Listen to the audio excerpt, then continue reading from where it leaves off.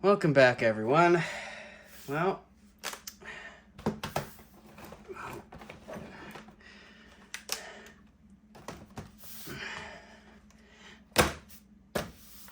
I bought 3 broken ThinkPads off eBay. Here's why in this video, and then we'll just test them. Oh, that was an awful intro. Too late. Let's do this. Okay, so these are all T40s, and I bought these because they were cheap. Plain and simple, $20 plus shipping for 3 mostly complete ThinkPad T40s. They're not in the best of condition, but they're all dead as well. They're specified to not power on or have power issues. So most likely, now the good news and bad news on these is that power issues on T40 series ThinkPads almost always mean that either the graphics chip and or the Southbridge chip on the motherboard has gotten cracked solder or some other issues. It is no longer making good contact. Now, because of how common that is, the good news about that is that it's likely at least one of these, that's the reason. And if that's the case, then I can do the good old reflow with the hairdryer and it might work again for a little while. The bad thing about that is I am absolutely not going to be able to sell any of these that were known to have that issue because it's not a permanent fix reflowing them and it'll likely come back. But at the very least, I can part these out and profit off selling the parts. So let's take a look what we've got here. So I'm going to start with unit number 1. Let me go get some sticky notes actually so I can keep track of all these. Put that there.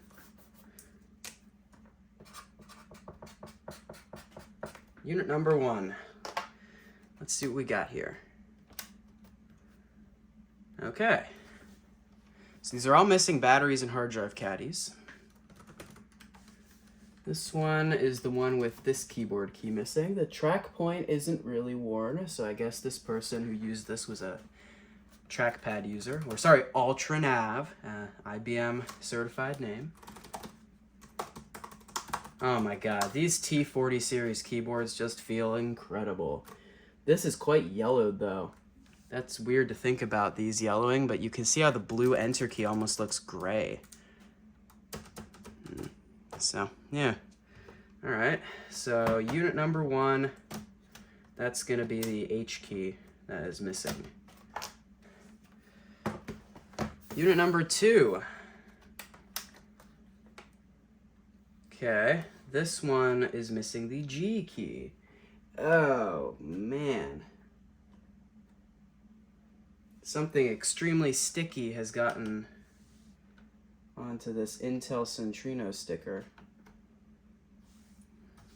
That's not great. Wonder what that could have been.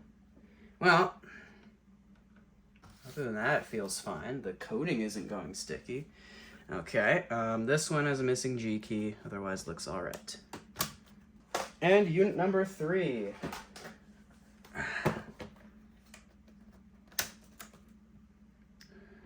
This one has all its keys, but is missing these 2 track point buttons.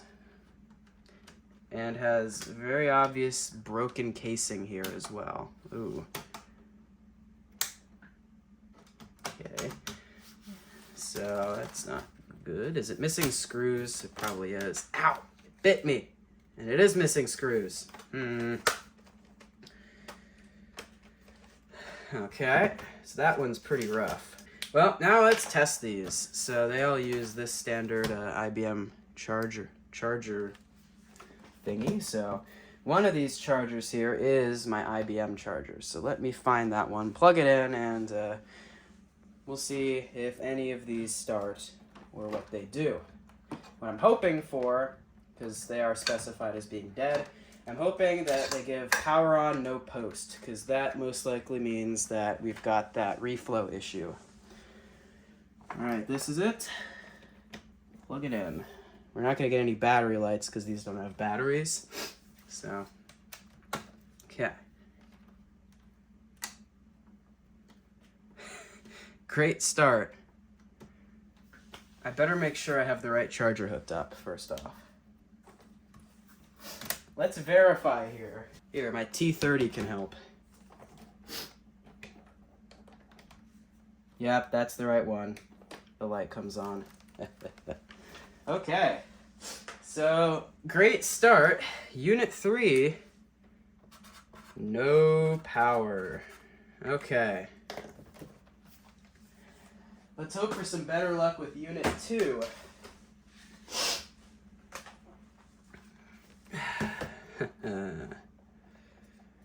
There's the power port.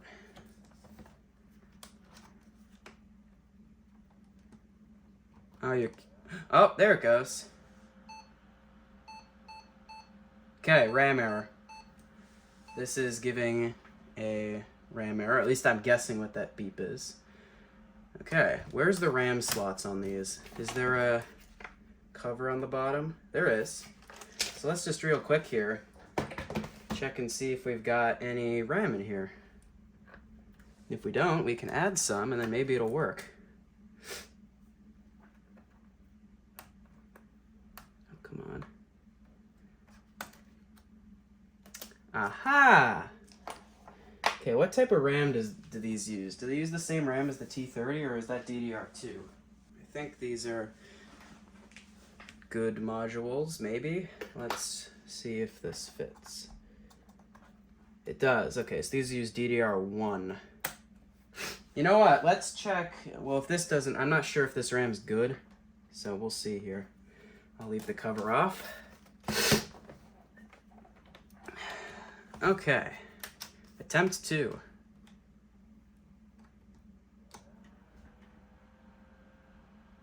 Oh! Hey! Let's go! So that one just was missing RAM, at least at first glance. Boom! Posts! Let's go!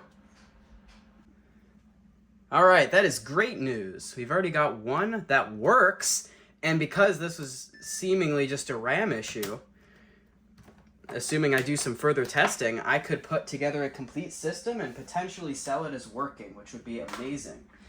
All right, so let's label this one works and move on. All right, unit number 1. Let's see what this one's deal is. Why did it end up being sold for parts?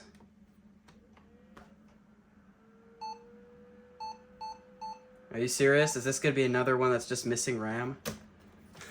Oh my god. This one's got a different screw on the RAM door. Yeah, no RAM. Let's put my other stick in. Alright. Let's see what we got.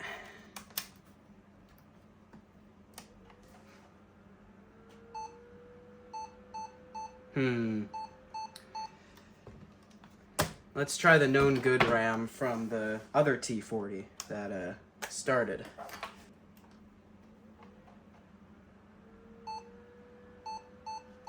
This one might have further issues.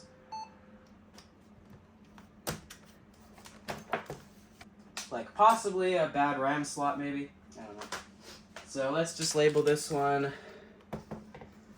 with bad RAM beep with good RAM installed. Okay.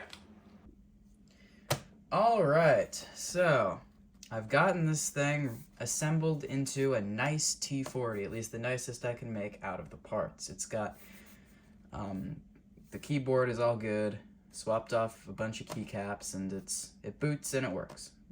So now it is drive time. I have 2 different options here, and I'll be going over which one I'll be using. So the first is your classic hard disk here. This is a 60 gig Hitachi Travel Star. Actually, a very nice one, a 7200 RPM IDE drive. These are not all that common. I mean, they're common. You can get them on eBay for just as cheap as any other, at least last time I checked, but they're more uncommon than your 5400 and 4200 RPM drives. So this is a pretty fast drive. But then, even faster is going to be an SSD, specifically one of these adapters here, along with an mSATA drive. And which one am I going to be going with in this laptop? Well, the answer seems obvious, the SSD, but I'm going to go with the hard drive, and that's because I like this T40, but I like my T30 more, and this guy is going to get the SSD. In fact, the hard drive came out of the T30, so we're doing a swap here. So this guy can wait, and this guy can go in. Now, I don't have a caddy yet. I've got one on order off eBay, but I couldn't wait. I just had to get this ready. Ugh. Guess who couldn't find disc 1? This guy, so I burned one. Hopefully it works. Alright, let me deal with the charger. Okay, get that plugged in. Ow! There it goes. Oh my god, I thought for a second I was gonna pull this drive open and see, disc 1, but no, it's a Linux disk that didn't work. And the bezel on that optical drive is broken. Lovely. Oh, tripod. Alright, so I'm sure all of you didn't really want to see me install Windows and get all drivers set up, because you've seen it a million times before. So,